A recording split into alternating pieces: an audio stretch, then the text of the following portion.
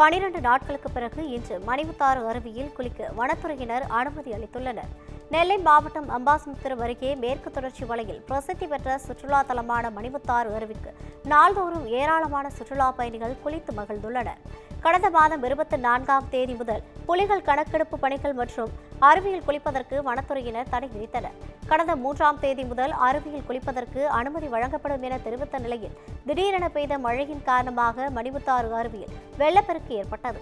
இந்த நிலையில் அருவியில் நீர்வரத்து குறைந்து அடுத்த 12 நாட்களுக்கு பிறகு இன்று முதல் மீண்டும் சுற்றுலா பயணிகள் குளிப்பதற்கு வனத்துறை அனுமதி வழங்கியுள்ளது.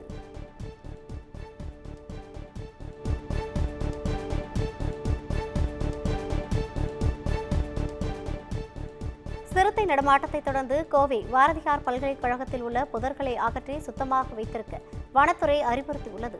2 நாட்களுக்கு முன்பு பல்கலைக்கழக வளாகத்தில் சிறுத்தை நடமாட்டம் உறுதி செய்யப்பட்டதை தொடர்ந்து பல்கலைக்கழகத்தில் விடுமுறை வழங்கப்பட்டது. இது மாணவர்கள் மற்றும் ஊழியர்களிடையே அச்சத்தை ஏற்படுத்தியது. இதையடுத்து வன விலங்குகளின் நடமாட்டத்தை தவிர்க்கவும் மாணவர்களின் பாதுகாப்பை உறுதி செய்யவும் பல்கலைக்கழக வளாகத்தில் உள்ள புதர்களை அகற்றவும் வனவிலங்குகள் புகாத வண்ணம் செடிகளை அகற்றி கண்காணிக்கவும் அறிவுறுத்தப்பட்டுள்ளது.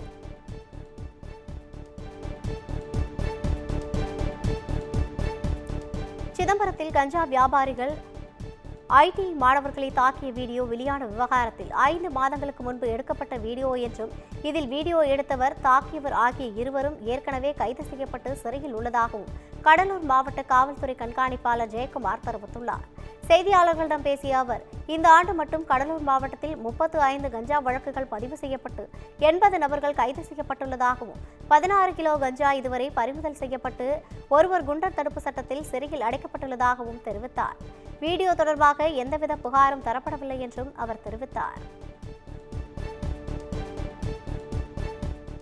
கடலூர் மாவட்டம் சிதம்பரம் பகுதியில் கஞ்சா விற்பனையாளர்கள் ஐடிஐ மாணவர்களை அடித்து துன்புறுத்தியதாக சில ஊடகங்களில் நம்ம செய்தி வந்திருந்தது. இது சம்பந்தமாக விசாரணை மேற்கொள்ளப்பட்டது. விசாரணையில் அந்த வீடியோ என்பது 5 மாதங்களுக்கு முன்பு எடுக்கப்பட்ட வீடியோ.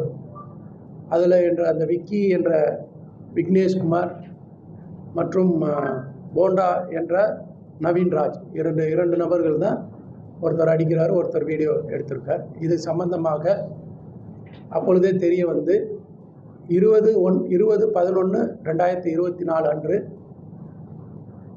இந்த விக்கி மற்றும் நவீன்ராஜ் உட்பட மற்றும் ஒடப்பு சிவா ஆகிய 3 முக்கிய குற்றவாளிகள் உட்பட 16 குற்றவாளிகள் மீது வழக்கு பதிவு செய்து 14 பேர் கைது செய்யப்பட்டு அப்பயே சிறையில் அடைக்கப்பட்டார்கள். விருதுநகர் மாவட்டம் சிவகாசியில் பள்ளி மாணவிக்கு பாலியல் தொல்லை கொடுத்த 60 வயது முதியவர் போக்சோ சட்டத்தின் கீழ் கைது செய்யப்பட்டார். ஆயில் மில் காலனியைச் சேர்ந்த கட்டிட தொழிலாளி தங்கவேல் பக்கத்து வீட்டில் வசிக்கும் 11 வயது சிறுமிக்கு பாலியல் தொல்லை கொடுத்ததாக சிறுமியின் பெற்றோர் புகார் அளித்தனர். இதுகுறித்து வழக்கு பதிவு செய்த சிவகாசி அனைத்து மகளிர் காவல் நிலைய போலீசார் தங்கவேலை போக்சோ சட்டத்தின் கீழ் கைது செய்து சிறையில் அடைத்தனர்.